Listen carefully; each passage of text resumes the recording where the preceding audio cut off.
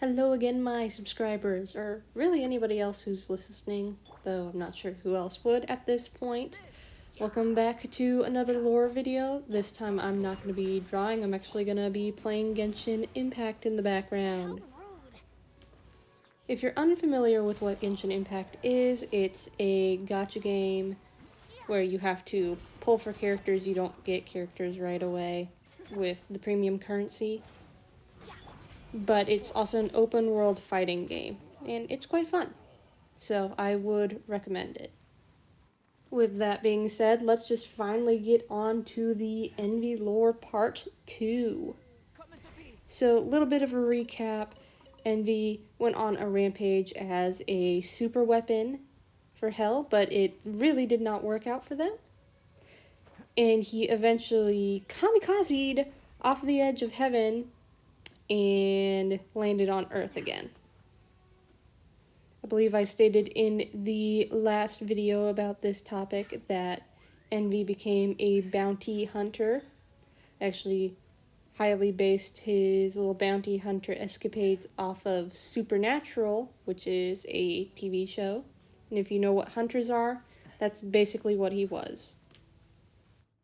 So basically, Envy has a little bit of a chip on his shoulder, especially with demons, which who can blame him at this point? So he specifically becomes a bounty hunter for demons. And something I said not in the last video is the reason he kind of meets Darren Raven, which is the necromancer, is there was a hit put on Mr. Darren Raven. And Envy, because of Darren Raven's looks, thinks that this guy is a pretty powerful demon, even though Darren Raven is not. So he takes it, and he's gonna go fight this guy. So he, Envy, and Darren Raven, they fight. Darren Raven kind of calls him out, being like, hey, you're not human. Envy freaks out a little bit too. It makes him more willing to just start the fight. Not out in public, but some semi out in public. Eventually, they get into what I could only state as a dead draw, because while Envy is more powerful in general than Darren Raven can't die he cannot die if he does not want to die. He's literally the necromancer. So there's a stalemate, and Darren Raven eventually gets to a point where he can kind of explain, hey, this is not like demon powers, this is actually the result of corruption, which Envy is pretty familiar with, and he decides to finally hear Darren Raven out. And Darren Raven, with all his charms and personality, I suppose, is able to recruit Envy for what is basically called Haven. It's a safe haven for any magical creatures. And he recruits him specifically so that his kids, Rai and Dre, are able to learn pretty good swordsmanship, because he was able to tell from their little fight that Envy was a very good sword wielder. So, also from the last video, I stated that Envy and the rest of the cast in Haven do get along pretty decently. They actually get a found family dynamic, and Envy's life is finally turning out for the better, which, he deserved it. He deserves a better life than he had. So, at first, when he's teaching these classes to Rai and Dre, which are aptly named the Chaos Twins, I'll get into that if I ever make a lore video on them. He teaches them swordsmanship and also just a little bit of magic, though he can only do so much since he is only knowing water bending, basically. He also knows blood bending, but most people don't have that at this point. At first, the Chaos Twins are pretty weird about Envy being around. Of course, they don't know this guy. He just kind of popped up. Their dad was like, hey, this guy's going to teach you how to do stuff. So they know nothing about him. And obviously, these kids have been through a lot too. Again, we'll cover that more if I make a lore video on them specifically. I'm not going to cover it now. But Envy eventually, with, you know, just how joking he is as a person, despite how he looks, he does gain their trust. Dre, as one of the Chaos Twins, actually had some run-ins with corruption himself, specifically the black blood corruption, which Envy did too, and he's pretty open about it. I mean, obviously, Envy looks like he's been in contact with the black blood corruption. So he and Dre actually get a little bit closer, and he's a lot like an uncle to Dre, and kind of a role model for him. Eventually, because I do need to bring this up, Dre is found out to be the current holder of Wrath. And actually how the 7 deadly sins work is there are holders of it at all points, even if the original die. Our Dre here was not the original Wrath, but he is the current one. So that gets found out. Envy was none the wiser until now. And there's just honestly a bunch of stuff going on with the 7 specifically that it becomes kind of a problem. The black blood corruption has been a reoccurring issue in the Chaos Twins storyline, as well as many storylines, but this one specifically. And it is coming to a point where it can no longer be ignored as much as it has been, or at least tossed to the side for other plot points. So it becomes part of the main plot to stop the black blood corruption from taking over the mortal plane. Because the black blood corruption has very significant ties to Envy and the other 7, they all start to get involved. So in the background of this plot to get Dre and Rai to be good swordsmanship, Dre is becoming the Sin of Wrath, and Rai is going to be like the next king of Haven.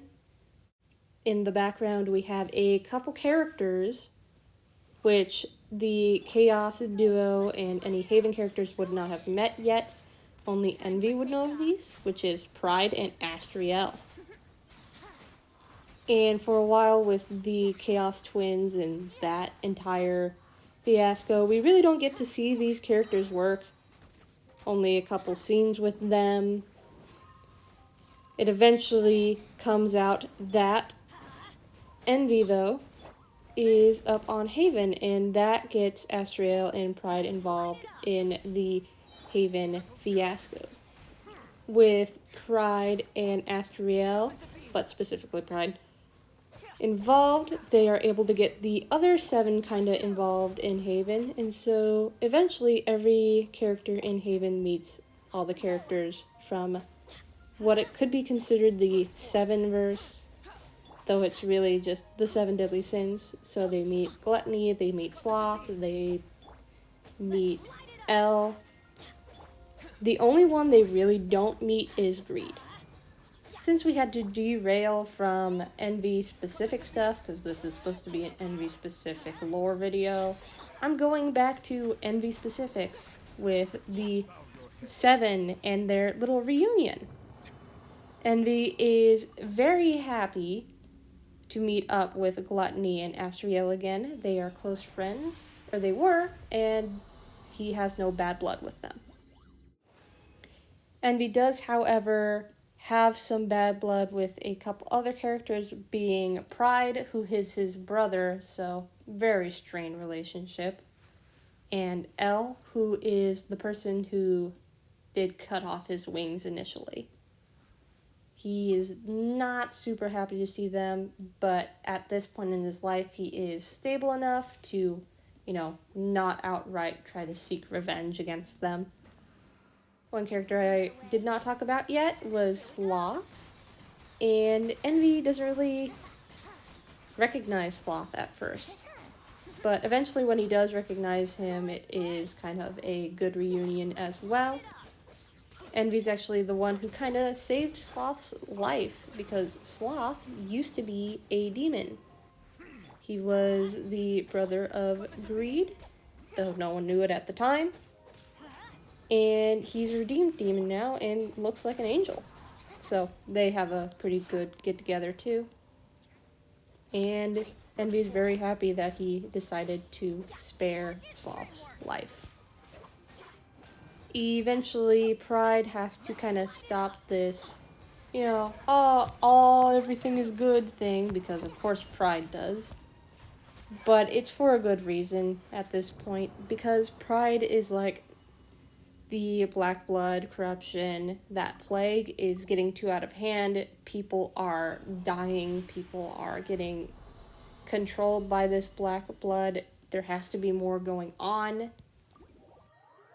Eventually, when they're looking for stuff, Astriel, being the very smart man that he is able to pinpoint the heart of the black blood corruption. But he's also able to understand that the black blood is super powerful, or at least that heart is, and it might take all of the 7 to stop the corruption. This is where stuff kind of starts getting sad, so be prepared. So Dre being the sin of wrath now, people are kind of up in arms about that, being like, this is a kid, he shouldn't be a part of this war, basically. But Dre and a couple other of the 7 are like, he has to be a part of this. He is one of the 7 sins, unfortunately. And Dre's like, I want to do a good thing. I haven't really been good for a lot of my life. Dre used to be kind of an alter ego / a villain thing. So he wants to prove himself, and he's like, plus I got Envy with me, Envy's coming with, so I'll be just fine. Unfortunately, the decision to let Wrath / Dre come with them goes through, and then they all kind of meet up at the heart of the problem. The only extra characters at the heart of the black blood corruption area, other than the 7 themselves, are going to be Astriel, who is there to keep the fight controlled and sealed in a specific area, and Darren Raven, because Darren's there with his son. Obviously, he's like, I'm gonna support you no matter what, but this is scary, bro. So the 7 gear up, they go in, and they're gonna try and stop the black blood corruption from getting any worse than it has, and this is finally where the sin of greed comes in. I'm gonna have to go back in time a little bit to explain who Greed is. Greed is, or was, the Duchess of Hell, and she was kind of the one who made a deal with Pride in order for him to gain more power and for her to gain more power. Greed, as the Duchess, is able to, command a lot of fleets and whatever, and that is the main fleets that attacked Heaven the last couple of times. She does eventually go into battle herself, being a little bit inflated. Her ego is inflated. And she gets killed by, who do you think? Envy. I do say killed very lightly, though, as guess what? She's back!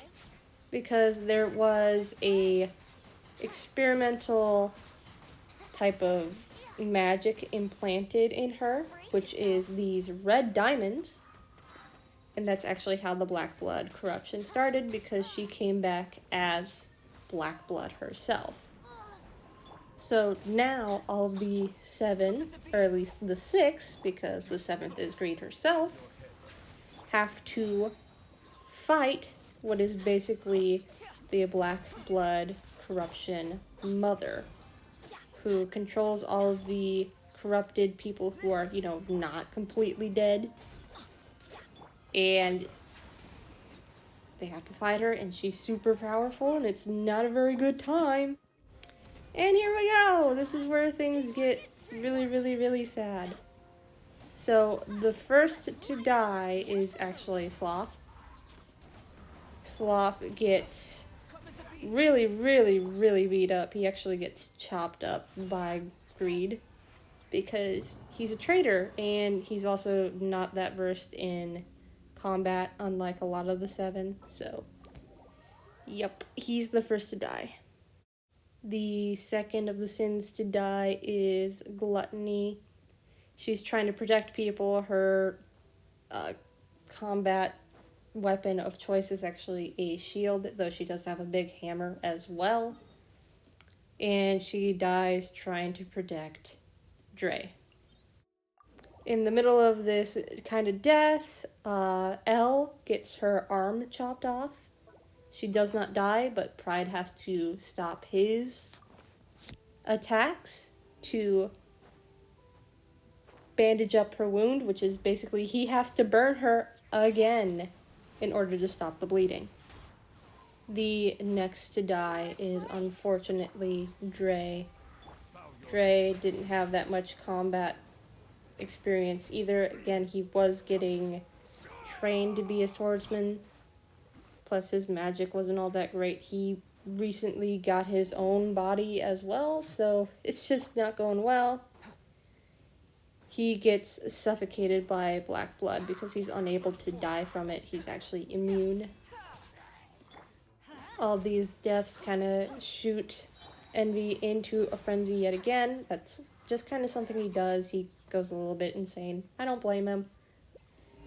But he goes into a frenzy, but when he's in a frenzy, he's not as careful as he should be, and Envy is the last to die of the Seven, and he dies by a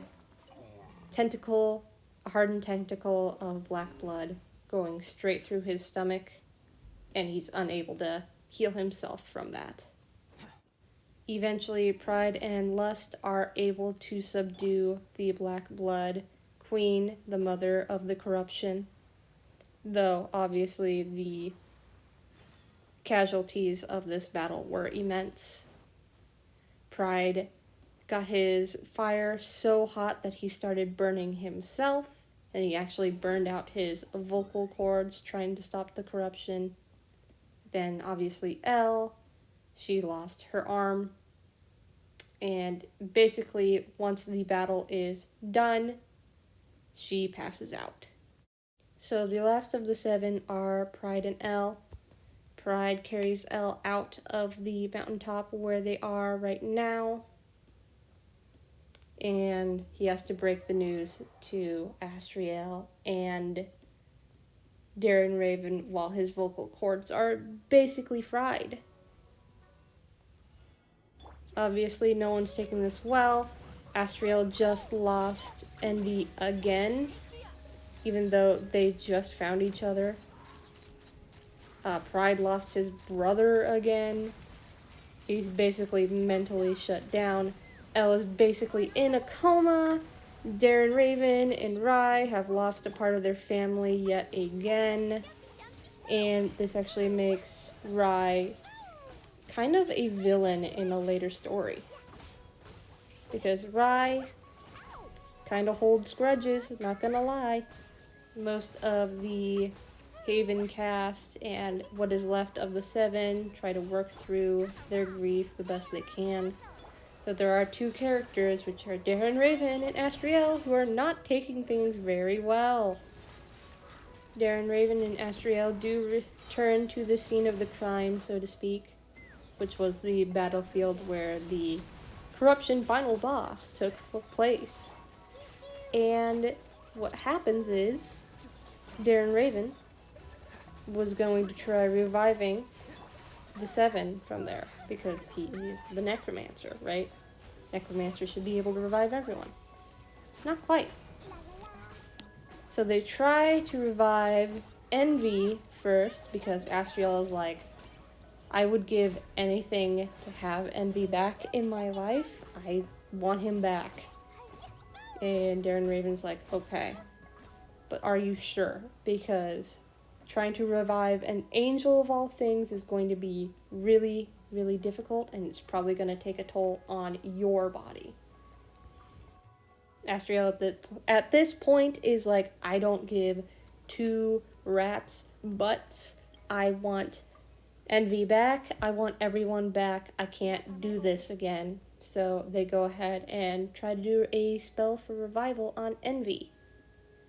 This spell, unfortunately, fails, but it also succeeds. What do I mean by the spell fails, but it succeeds? They can't bring Envy back as he was. But they do, unfortunately, cause a reincarnation for Envy, where his soul keeps getting reused. And it's a stockpile of power, yes, but also a stockpile of madness. Since the initial revival seemed to have failed for Astriel and Darren Raven, they decide it probably will not work for any of them, not even Dre, unfortunately. So they kind of give up.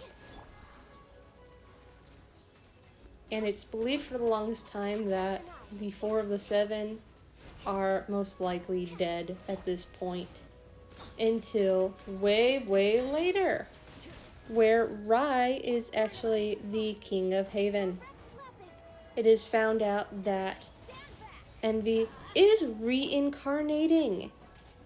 But Rai at this point believes Envy and any of the 7 to really be very dangerous.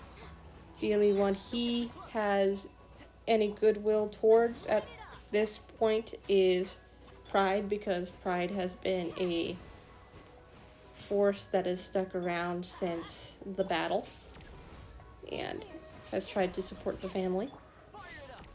Because of Rai's trauma and honestly a lot of stories that he's heard of the 7, he makes a plan to keep Envy away from everyone. And that includes killing the versions of Envy over and over until Envy stops coming back. The life of Envy that got found out would be the 3rd life. I actually don't have a name for him yet because he's really just a plot point.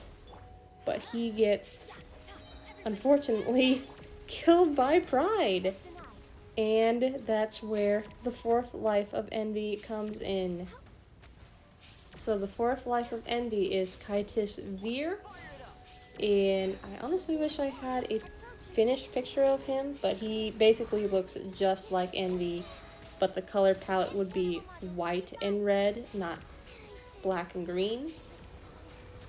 Because it's opposite colors, isn't that fun? And Kaitis has always been an outcast. He actually had to go to a facility to be, cured of whatever the heck he has, because he is very, not right in the head. And that's where the current lore for Envy ends. Because we only have Kaitis Veer now. But there are a couple different things going on in Kaitis Veer's life that he's partially aware of, partially unaware of, that type of stuff. First we got the faction of Haven, which is kind of against any magical creatures being on Earth or on the mortal plane now. Just to keep everyone safe, really. And keep the corruption at bay, because the corruption seems to feed off of magical creatures more often than not. And they are also trying to kill Envy, so he is no longer a threat. We also have another faction, which is the Rebellion, and it's basically kind of a civil war in Haven. And one of the main members of the Rebellion is Silver, who actually takes a big bite out of Envy's memories. What I mean is, Envy still has his memories, as his little soul particle that he is, but so does Silver now, which is basically the Dragon of Dreams, if you don't already know who Silver is. The Rebellion faction is also spearheaded by Darren Raven himself, though Darren Raven did get his memories taken away just to deal with the grief of losing just so many people.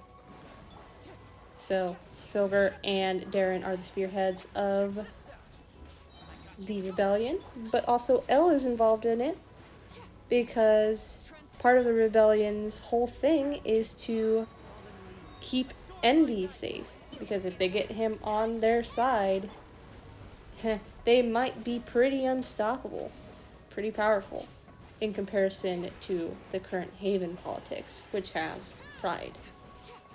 And you might be wondering where Astriel is in all this, because Astriel is a major force in Envy's whole plot. Well, you could say that Astriel is part of the rebellion, though he isn't truly. Like, he kept Silver safe, but he's not technically a part of the rebellion. Astriel's kind of doing his own thing and is trying to bring back the original Envy, because he's like, it's not fair that we brought Envy back, but we didn't bring Envy back. I want Envy back. Astriel also, at this point, took over dominance of the night, which Silver used to have, but no longer does. So, the reason why the current version of Envy is able to stay alive is because of Astriel, because none of the Haven troops can attack at night. And at this point, this is where we don't have any more of the story. The story has been going on for probably 10 plus years, and it's still going. Kitus Veer, which is the fourth life of Envy, is still taking his baby steps, so his story is still being developed. What you've heard in the Envy lore videos is what is currently canon. If Kitus Veer or any of the other characters interest you, make sure to keep supporting me by subscribing and liking my videos, so I know people actually want to hear this stuff or see this stuff. Kitus is getting written currently, well, not written, but figured out currently how his story is going to go. The rest of the stories, like the Chaos Twins and the Sevenverse characters, are still being written. Eventually, I hope to get some sort of comic, animation, or just writing out for them. With all that being said, this is the end of Envy lore. I hope you have a good rest of your day, and if you want to hear more lore videos, please comment down below saying whose lore you want to hear and why, or if you just want to hear general lore, let me know, or leave a like on this video. With that, thank you for watching.